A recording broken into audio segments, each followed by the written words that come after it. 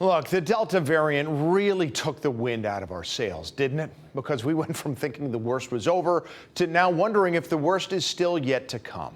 But even as deaths and hospitalizations are rising again, it's not all bad news. Here's some positivity regarding our test positivity. Our 2-week rolling positivity rate isn't climbing as quickly as it has the past few weeks. Here it is in orange. As you can see, maybe it's nearing a plateau, even if it isn't. As you can see, at just 3.5%, we're still a long way removed from the worst parts of the pandemic. And we're still doing better, way better than the country as a whole. According to Johns Hopkins, the country is at about 12% nationally, not 3%. But even here, there's evidence that nationally, maybe the Delta wave is starting to peak. Now, there's no guarantee that it's peaking, but the experts at Yale said if it is, that's a really good sign going forward for some of the more important COVID statistics.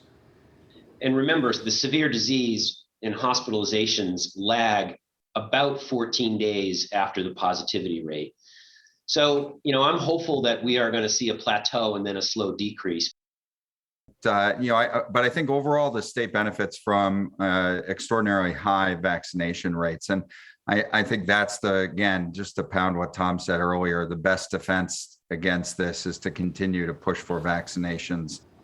And while we are still trying to figure out exactly how good the vaccines are at stopping infections and stopping transmission of the Delta variant, keep in mind the important thing here: they continue to be extremely effective at stopping hospitalizations and deaths from the Delta variant. Which brings me to the next little bit of good news.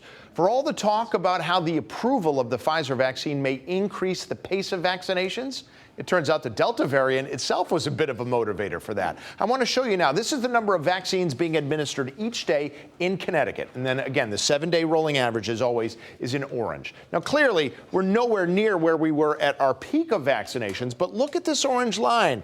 It's slowly going up. It's been rising, albeit slowly, but for 7 weeks now. And it's not just Connecticut. In the USA as a whole, those same rates have been rising for just about the same amount of time. In fact, we even passed 1 million doses a day for 3 straight days last week. So we'll see if now those slightly rising rates start rising even more quickly now that the Pfizer vaccine has been approved by the FDA for everybody ages 16 and up.